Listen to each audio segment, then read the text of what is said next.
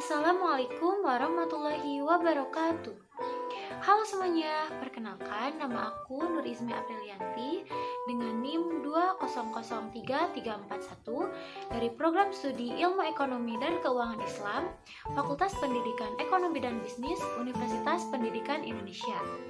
Nah, kali ini aku tuh mau ngejelasin beberapa hal mengenai ijaroh. Ijaroh adalah istilah dalam fikih dan produk fikih dalam perbankan mengenai transaksi sewa-menyewa atas suatu barang. Dalam fikih tradisional, ijaroh berarti kontrak untuk mempekerjakan orang atau menyewakan layanan atau pembuatan barang properti, umumnya untuk periode tertentu dan dalam harga yang tetap. Nah, untuk pihak penyewa ini disebut mustajir, dan untuk pihak yang menyewakan disebut dengan ajir. Di Indonesia, pembelian properti berdasarkan syariah banyak menganut sistem tata cara ijaroh yang diawali dengan aktivitas perdagangan lalu menjadi modal keuangan. Secara sederhana, ini berarti bank membeli aset atau properti yang sudah disetujui, kemudian bank menyewakan kepada penyewa dengan membayar angsuran selama jangka waktu tertentu. Bentuk tata cara ijaroh ini mirip dengan kegiatan leasing atau sewa pada bisnis konvensional, namun dengan syarat dan rukun tertentu. Nah, apa aja sih rukun ijaroh itu? Yang pertama, yang pastinya ada kedua belah pihak yang menjadi mustajir atau ajir tadi. Nah, lalu yang kedua, ada akad antara penyewa dan juga yang menyewakan. Yang ketiga, ada ijab qabul atau sigot. Lalu yang keempat, ada upah atau ujroh. Yang kelima, ada manfaat baik antara pihak yang menyewakan dan juga pihak penyewa. Lalu, apa aja sih syarat-syarat dari ijaroh ini?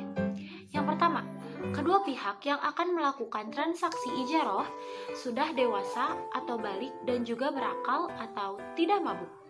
Lalu yang kedua, kedua belah pihak yang melakukan transaksi memiliki kerelaan dan tidak didasarkan atas unsur paksaan dari pihak manapun. Misalnya, kata si B itu, kamu harus sewa ya barang atau mobil punya saya karena saya butuh banget uang. Nah, si B ini tidak boleh memaksakan seperti itu. Yang ketiga, barang yang akan menjadi objek transaksi tersebut harus jelas adanya. Jadi tidak boleh barang tersebut misalnya milik orang lain atau belum sepenuhnya milik kita. Selain itu tidak boleh juga barang yang belum ada gitu. Jadi harus jelas. Nah, selanjutnya itu barang yang menjadi objek transaksi harus halal sesuai dengan syariat Islam. Lalu ada barang yang menjadi objek transaksi menjadi hak mu'jar atas seizin pemiliknya. Selanjutnya, manfaat yang didapatkan harus diinformasikan secara jelas dan juga terang. Gimana sih maksudnya? Jadi kan tadi tuh si pihak A itu menyewa barang kepada pihak B. Nah, sesudah dia selesai menggunakan mobil itu, dia harus memberitahu kepada si pihak B misalnya, kemarin waktu saya pakai mobil kamu, saya dan sekeluarga nyaman loh dan juga tidak ada kendala dalam mobilnya gitu. Nah, itu kan termasuk feedback juga gitu untuk si pihak B. Ternyata akad ijaroh ini bisa dibatalkan loh. Nah, kenapa sih bisa dibatalin apabila terjadi permasalahan-permasalahan berikut ini? Yang pertama, objek atau barang yang hendak disewakan itu mengalami kerusakan. Lalu yang kedua, objek sewa hilang atau musnah. Nah, selanjutnya, masa sewa menyewa yang sebelumnya sudah disepakati oleh kedua belah pihak telah berakhir. Apabila dalam bentuk barang, maka penyewa harus mengembalikan kepada pemiliknya. Sementara jika yang disewa adalah jasa, maka orang tersebut berhak menerima upah atas jasa yang telah dilakukannya. Nah, yang terakhir itu apabila terdapat uzur yang dialami oleh satu pihak. Uzur ini tuh halangan ya. Ijaroh ini ada jenis-jenisnya loh. Apa aja sih? Yang pertama, ijaroh atas manfaat atau ijaroh ala al-manafi.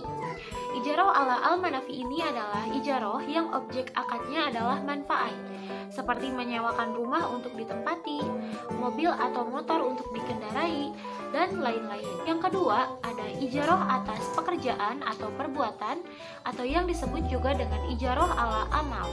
Ijaroh ala amal adalah ijaroh yang objek akadnya itu jasa atau sebuah pekerjaan. Misalnya seperti membangun gedung atau juga menjahit pakaian. Nah, akad ijaroh ini sangat terkait dengan masalah upah mengupah. Setelah mendengar penjelasan ijaroh tadi, gimana nih teman-teman, apakah udah melakukan akad ijaroh ini atau mungkin ada pihak keluarganya yang sudah melakukan akad ijaroh ini? Boleh ya sharing-sharing di kolom komentar.